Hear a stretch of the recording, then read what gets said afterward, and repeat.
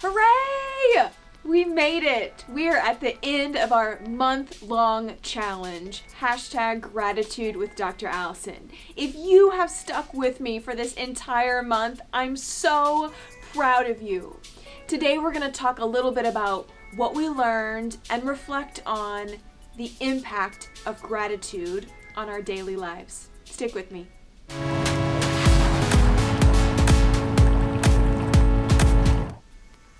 So I've already heard from some readers from Facebook and reaching out on my site that this challenge made a difference. And as I've told you many times, this is a practice that has really changed my own life. I want you to think about what you noticed throughout this challenge, right? Reflect when you first heard it across week 1, week 2, week 3, and as we kind of wrap up this month. What have you noticed as you've challenged yourself to name 3 new things each day for which you're grateful? My guess is this last week it started to get a little bit easier, but I bet there was a kind of moment halfway through where it got tough, right? That you'd say, there's nothing to be grateful for. Today sucked. Today was difficult.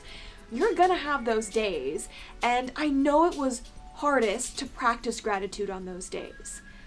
But I bet if you reflect, you might also notice it was the most important to practice gratitude on those days, because that's what kind of shifts that mental balance or the weight in our brain about good versus bad days. Gratitude can change that. Gratitude can also change kind of the momentum or the energy of a day or a week. Did you notice that?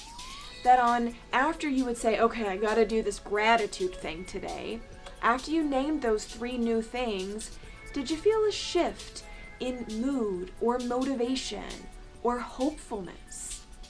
Maybe there were a couple days where you just completely ditched this gratitude challenge thing and you thought, this is too hard. What did you notice on those days? Reflect. Think about what you experienced throughout this month.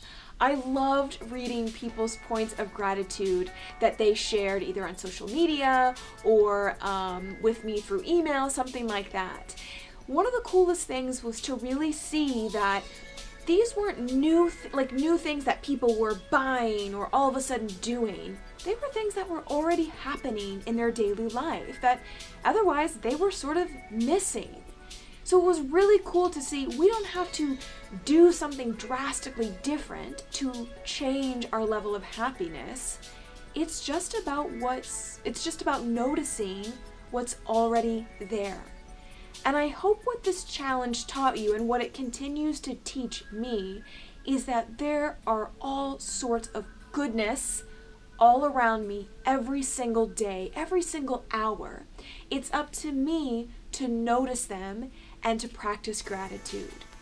I hope you'll continue this challenge throughout, the rest of this next month and the month after, and you should start to notice it's getting a little bit easier, right? You've trained your brain how to spot those little things a little more regularly. You might have to call up gratitude on the difficult days with a little bit more intention, but it's important, y'all.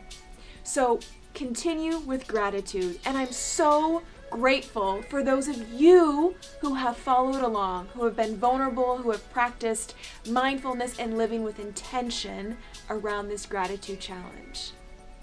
It's awesome, and I'm grateful for you. Take care and keep practicing. Bye-bye.